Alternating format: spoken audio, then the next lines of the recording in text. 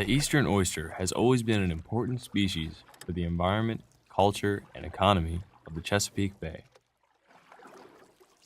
Aside from being a delicious seafood for millions of people over time, oysters are a keystone species. As autogenic ecosystem engineers, oysters create their own habitat by growing up the water column on top of one another. In doing so, they provide a habitat for a large number of other organisms. They are filter feeders that clean up to 60 gallons of water per day for their food. 400 years ago, the oyster population of the bay was 99% more than the 2010 harvest of 185,000 bushels. As the fishery declined, efficiency in harvesting had to be managed to sustain the population. Aquaculture in the Chesapeake is a growing industry because of the decline in the wild oyster population. The goal of oyster aquaculture is to be as efficient as possible to grow a large and sustainable oyster yield. Although it is sustainable, oyster aquaculture does not restore wild populations in the bay.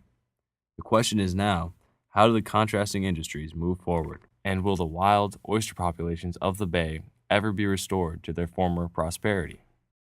Kate Livy, the Director of Education at the Chesapeake Bay Maritime Museum, gives her insight on what she believes to be the future of the eastern oyster. I think the future of aquaculture in the Chesapeake is definite, but will it replace the wild fishery is the question, or will it grow alongside a wild fishery? Do I think Maryland will embrace the aquaculture ethic? I think they will. I think it will be a challenge to have it grow on the scale of Virginia's.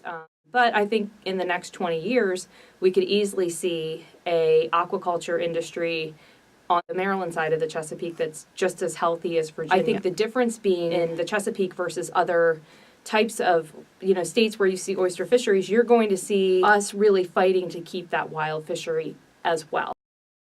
Ballard Fish and Oyster Company is one of the largest aquaculture firms in the United States. Cherrystone Aqua Farms is a division of Ballard, and it was here that we spoke with Vice President Ron Crum and learned more about this aquaculture operation. Oyster aquaculture is a 5-step process.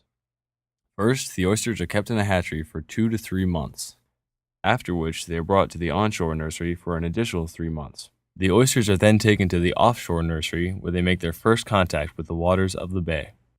During this growth period, the oysters get too large for the capacity of the facility. What's happening here, they're bringing the little oysters that we saw will go into a bag, and it's usually, say, 3,000 in a bag. And they grow really quick. So we bring those bags in and we dump it down here and we're going to sort them. A lot of them are going to die because of the handling. And the other ones are graded into a certain area, and they'll go from like 3,000 in a bag down to like 200 to 300 in a bag for final grow out. 25% of the oysters are moved to the piers of cooperative growers involved with Cherrystone Aqua Farms. This brings us to the 5th and final step in the process, where oysters are packed and transported to clients.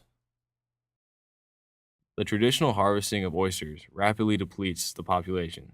Aquaculture, on the other hand, creates a sustainable population of oysters. I think we should really look to some of Virginia's innovations when it comes to regulation that have encouraged aquaculture, but at the same time maintained a wild fishery in a sustainable fashion, in a way that they're able to still have a wild oyster population and have the benefits of that, have healthy oyster reefs, and that biodiversity and the filtration. They haven't lost that. So hopefully we'll find a balance. I think that would be the best solution that I could hope for, is to see a wild oyster fishery maintained in a sustainable way and an aquaculture industry that grows to meet consumer demand. That's the other flip side of this, is a moratorium would make all the pressure fall to aquaculture to meet the growing demand for oysters.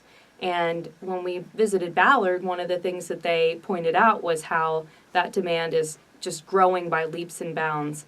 As part of sort of the slow food movement, people are more interested in taking, having gastronomic adventures, and oysters are a part of that. And so we would lose also another way to sort of feed that demand with Maryland oysters or the Chesapeake oysters. I would hope that the solution will involve both fisheries, because I think it will benefit not just the fishery but also the environment.